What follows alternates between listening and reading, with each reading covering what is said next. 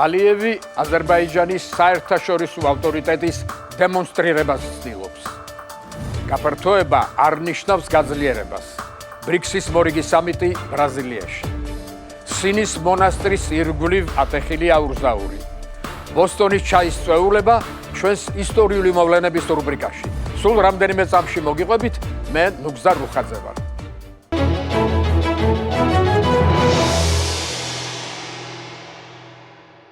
გამარჯობა. აზერბაიჯანმა ეკონომიკური თანამშრომლობის ორგანიზაციის მორიგ სამიტს უმასპინძლა. ეს რეგიონული სახელმწიფოთა შორისი ეკონომიკური ფორუმი 1985 წელს შეიქმნა, რომლის დამაარსებლები თურქეთი, ირანი და პაკისტანია. საბჭოთა კავშირი რომ დაიშალა, ორგანიზაციას აზერბაიჯანი, ავღანეთი და ცენტრალური აზიის 4-ვე ქვეყანა შეუერთდა. ამ ევრაზიული ალტერნატიული პლატფორმის მიზანი წევრ ქვეყნებს შორის ეკონომიკურ ურთიერთობათა გაღრმავებაა.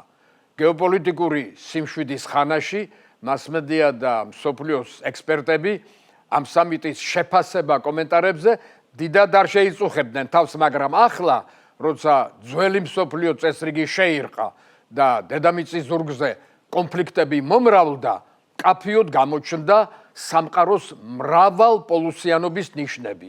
შედეგად გაჩნდა ახალი მრავალვექტორული პოლიტიკის გატარების ტენდენცია. დაწყებულია ძალთა და ტერიტორიების ხელახალი გადანაწილების შეუქცევადი პროცესი. ეკონომიკური თანამშრომლობის ორგანიზაციის ორი წევრი, პაკისტანი და ირანი, მოგეხსენებათ, სულ ახლახან ცხელ კონფლიქტში იყო ჩაბმული. ფორუმის მასპინძელი აზერბაიჯანი რუსეთის გავლენის შემცირების მიზნით სწორედ რომ მრავალვექტორული პოლიტიკის გატარებას ცდილობს. ექსპერტთა აზრით, სწორედ ეს გახლავთ ამ ბოლო დროს რუსულ-აზერბაიჯანული ურთიერთობების დაძაბვის მიზეზი.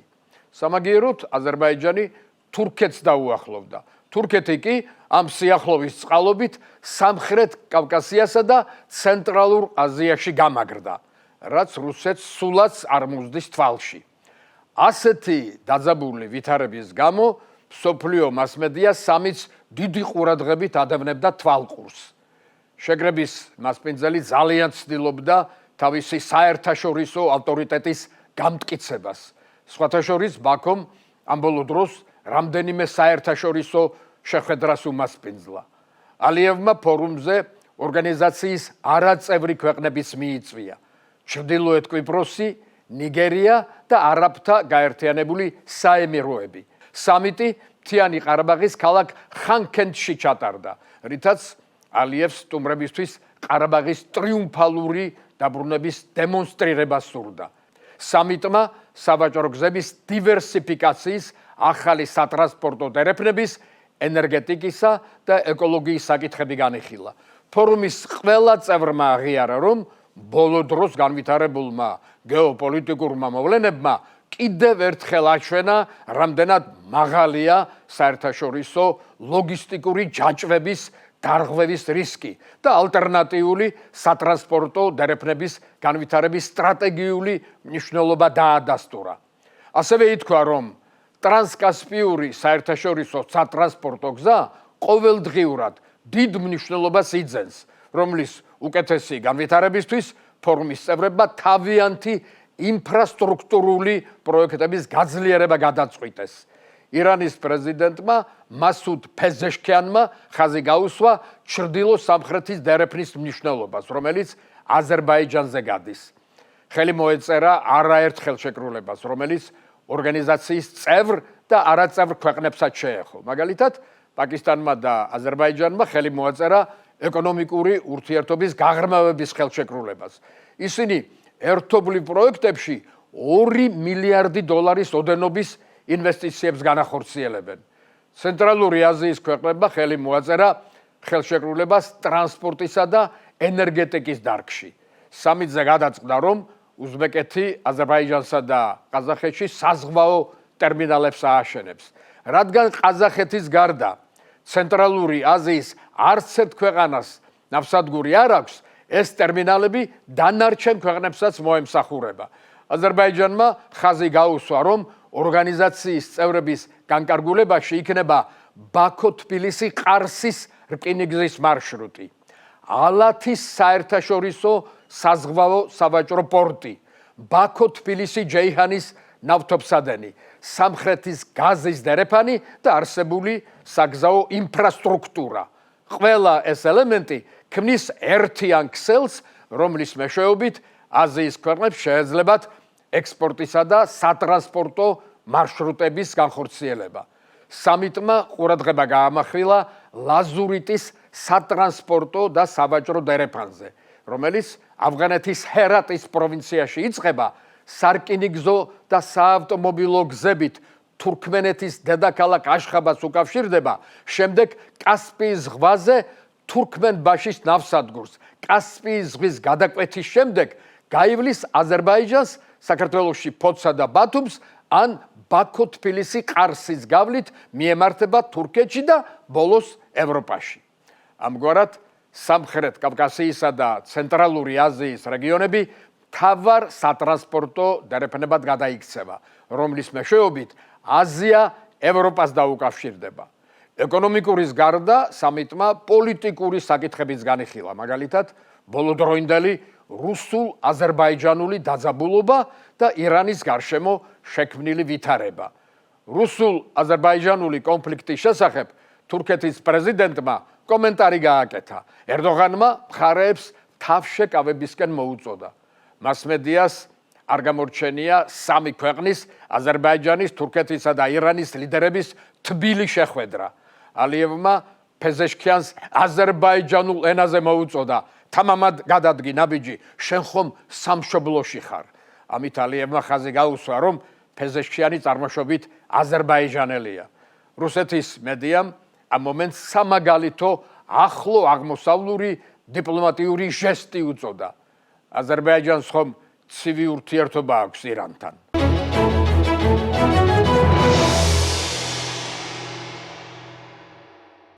რიო-დე-ჟანეიროში ბრიქსის მორიგი სამიტი ჩატარდა.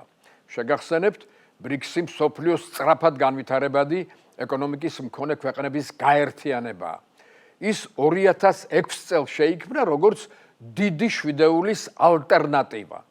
ბრიქსის მიზანია გლობალური ფინანსური უსაფრთხოების ქსელისა და ალტერნატიული საერთაშორისო სავალუტო ფონდის შექმნა. ბრიქსის დაფუძნებლებია ბრაზილია, რუსეთი, ინდოეთი, ჩინეთი და სამხრეთ აფრიკა, რომელთაც მოგვიანებით ეგვიპტე, ეთიოპია, ინდონეზია, ირანი და არაბთა გაერთიანებული საემიროები შეუერთდა. ბრიქსში გაწევრიანება სხვა ქვეყნებსაც სურს, მაგრამ ასეთმა ინტენსიურმა გაფართოებამ ერთგვარი დაქსაქსულობა გამოიწვია. შესაბამისად, ორგანიზაციის შემდგომი გაფართოება დროებით შეჩერებულია. ბრიქსის წევრების უმრავლესობა გლობალურ სამხრეთს წარმოადგენს და ის დასავლეთის ალტერნატიულ პოლუსად მოიაზრება. წლევანდელი სამიტის მასპინძელმა ბრაზილიამ ყველაფერი გააკეთა, რომ სამიტი წარმატებული ყოფილიყო, მაგრამ შეკრებას თითქოს ბედმა უმტყუნა. სამიტზე მიწვეული ქვეყნების რამდენიმე მეთაური რიოში არ ჩავიდა, მაგალითად, თურქეთის, მექსიკის, ეგვიპტისა და ირანის ლიდერები. ყველაზე მეტად ჩინეთისა და რუსეთის ლიდერების არ ყოფნა იგრძნობოდა. პუტინის არ ჩასვლა გასაგები იყო. უკრაინაში ომის დაწყებისა და მის დაპატიმრებაზე ჰააგის სასამართლოს მიერ ორდერის გაცემის შემდეგ პუტინი უცხო ქვეყნებში სტუმრობისგან თავს იკავებს. ის მხოლოდ შარშანდელ სამიტს დაესწრო, რომელიც რუსეთში ჩატარდა. რუსეთის პრეზიდენტი სამის ვირტუალურად დაესწრო. ჩინეთის ლიდერის სამიტზე არ დასწრება კი ყველასთვის მოულოდნელი აღმოჩნდა. მას არც ერთი სამიტი არ გაუცდენია. თან მაისის თვეში სი ძინპინმა ბრაზილიის ლიდერთან შეხვედრაზე განაცხადა, რომ სამიტს დაესწრებოდა. მის მაგივრად შეკრებას ჩინეთის პრემიერ-მინისტრი ლიციანი დაესწრო.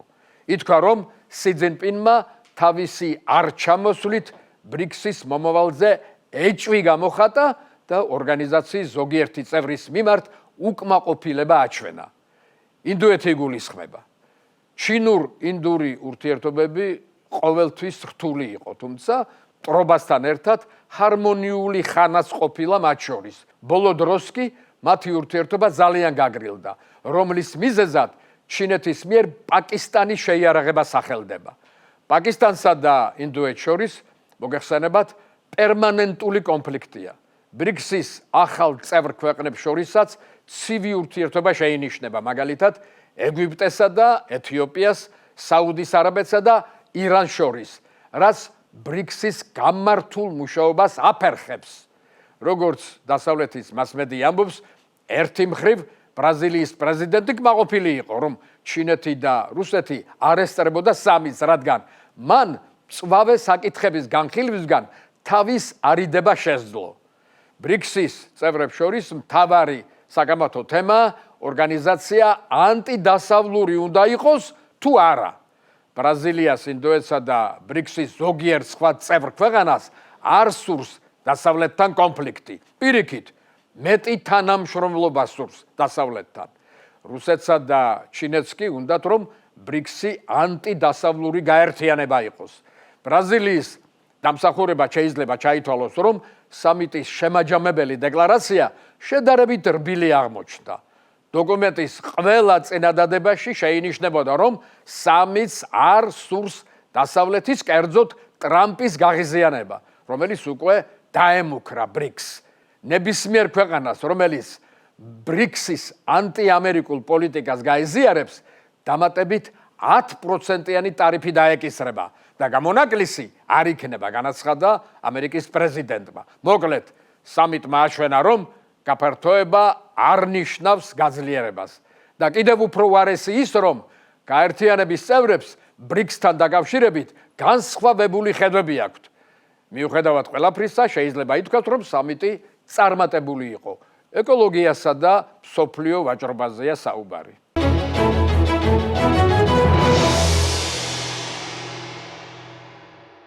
ეგვიპტის უზენაესი სასამართლოს ამას წინანდელმა გადაწყვეტილებამ მთელი ქრისტიანული სამყარო შეძრა და ეგვიპტესა და საბერძნეთს შორის ურთიერთობა დაძაბა. გადაწყვეტილების მიხედვით სინის წმინდა ეკატერინეს მონასტერი ეგვიპტის სახელმწიფოს დაქვემდებარებაში უნდა გადავიდეს. მონასტერი სინის ნახევარკუნძულზე, სინის მთის ძირას მდებარეობს. ის მსოფლიოში ერთ-ერთი უძველესი მუდმივ მოქმედი ქრისტიანული მონასტერია, რომელიც მე-6 საუკუნეში დაარსდა იმპერატორ იუსტინიანე პირველის მეფობის დროს. მონასტერი არასდროს დაზიანებულა, რამაც ეკლესიის შენობას ხელუხლებლად შეუნარჩუნა თავდაპირველი არქიტექტურული იერსახე. მონასტერი საქართველოს ისტორიასთანაცაა დაკავშირებული. აქ არაერთი ქართველი ბერი მოღვაწეობდა და ქართული ხელნაწერებია დაცული. 2002 წელს მონასტერი იუნესკოს მსოფლიო მემკვიდრეობის ძეგლების სიაში შეიტანეს. მონასტრის იღუმენი გახლავთ სინას არქიეპისკოპოსი, რომელიც იერუსალიმის საპატრიარქოს წევრია. რადგან ამ მონასტერში საუკუნეების მანძილზე ბერძენი სასულიერო პირები მოღვაწეობდნენ, ის საბერძნეთის მართლმადიდებელი ეკლესიის ზედამხედველობის ქვეშაა.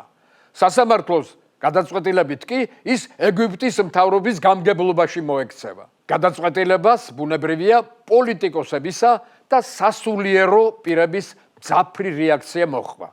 მწვავე განცხადება გააკეთა სამი მართლმადიდებელი ეკლესიის, საბერძნეთის, იერუსალიმისა და კონსტანტინოპოლის პატრიარქებმა, რომლებმაც გადაწყვეტილება დაგმეს და აღნიშნეს, რომ ეგვიპტის მთავრობას ქრისტიანთა შევიწროება სურს. ხაზი გაესვა იმასაც, რომ 10 წლეულებზე მეტია, რაც ახლო აღმოსავლეთში ქრისტიან მორწმუნეებზე ზეწოლა მიდის. ქვეყნებიდან გარბიან ქრისტიანები, ირბევა ეკლესიები და ქრისტეს მიმდევართა წინააღმდეგ ტერაქტები ეწყობა. სირიასა და ეგვიპტეში ტერაქტებს ადგილი ჰქონდა თავად ეკლესიაში, რასაც მსხვერპლის მოხვა და საეკლესიო ნაგებობათა დაზიანებაც. საბერძნეთის ადმინისტრაციამ დიპლომატიური ნოტა გაუგზავნა ეგვიპტის მთავრობას.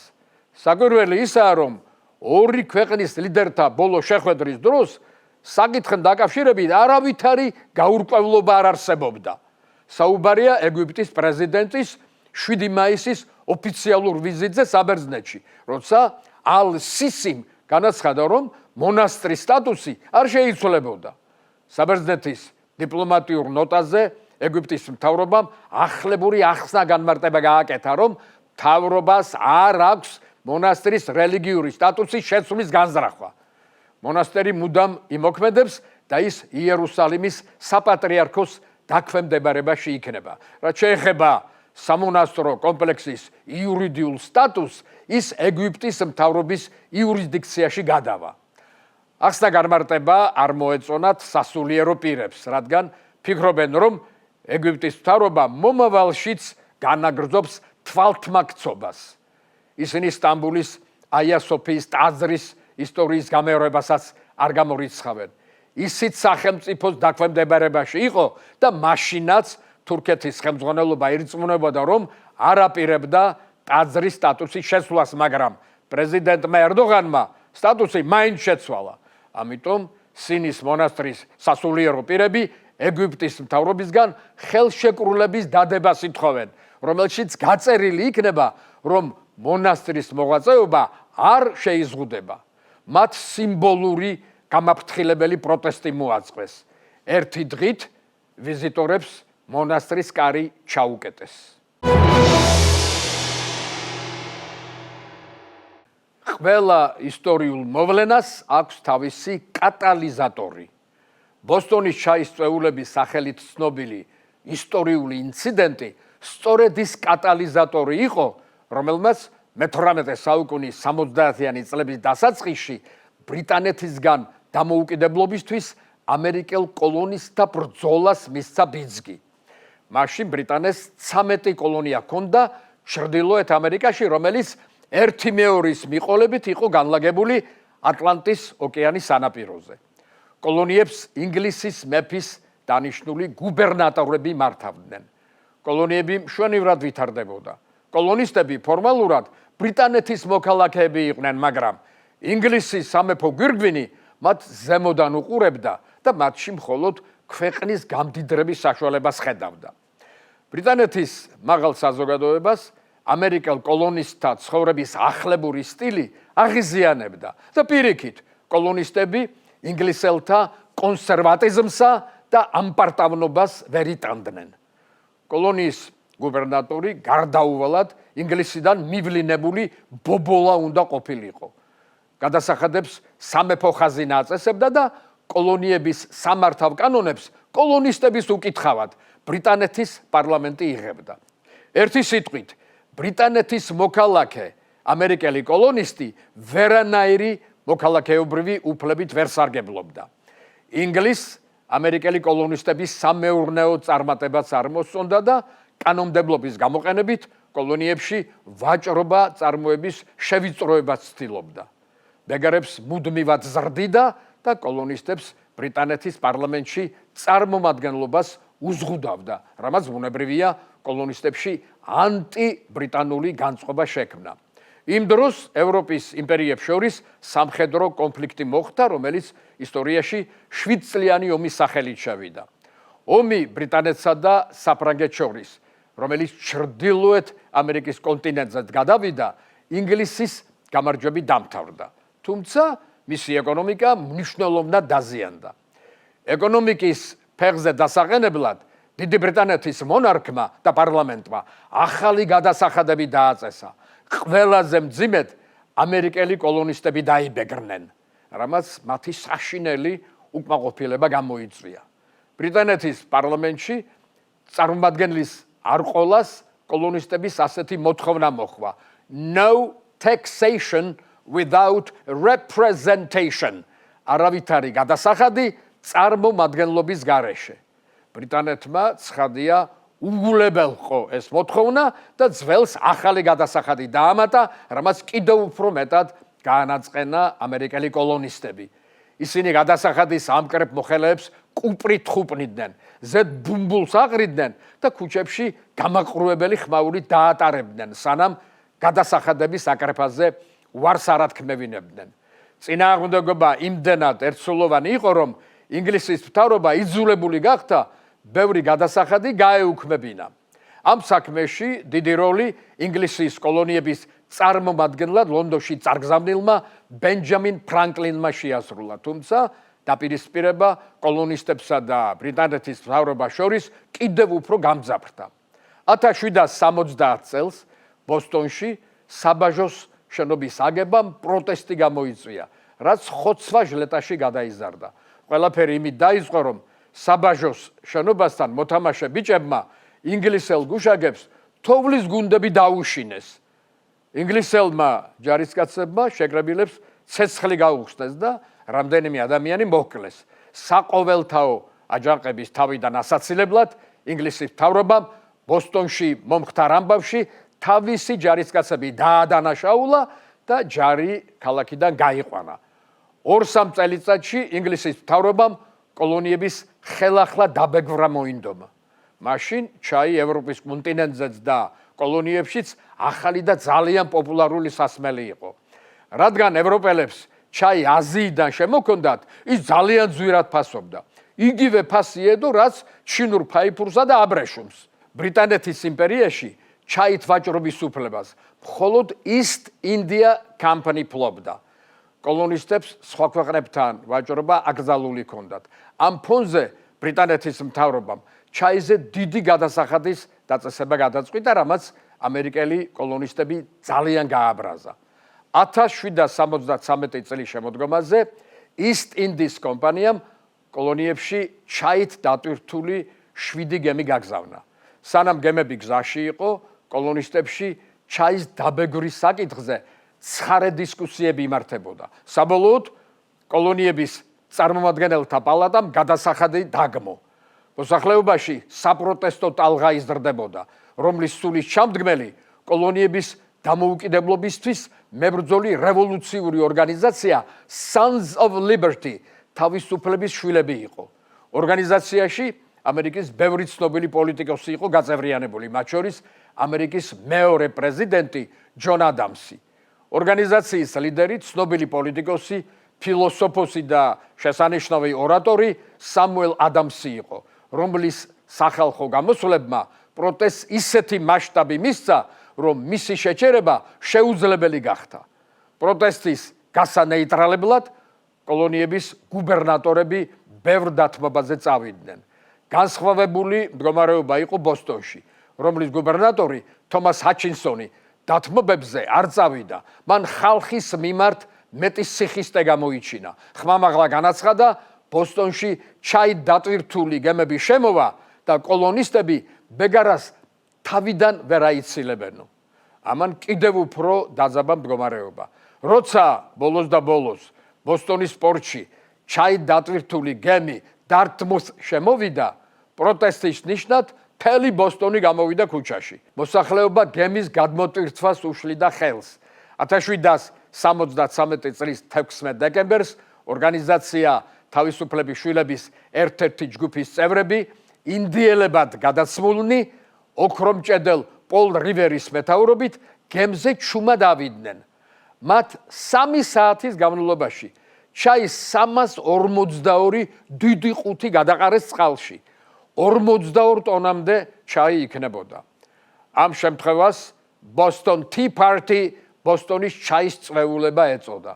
ბოსტონელთა პროტესტმა საშინლად გააღიზიანა ბრიტანეთის მთავრობა, რომელმაც გადაწყვიტა კოლონიების სამაგალითოდ დაესაჯა და მათ მიმართ კანონების მკაცრი პაკეტი მიიღო. პაკეტს Intolerable Acts, აუტანელი კანონები დაარქვა ხალხმა, რომლის მიხედვით კოლონისტების უფლებები კიდევ უფრო შეიკვეცა.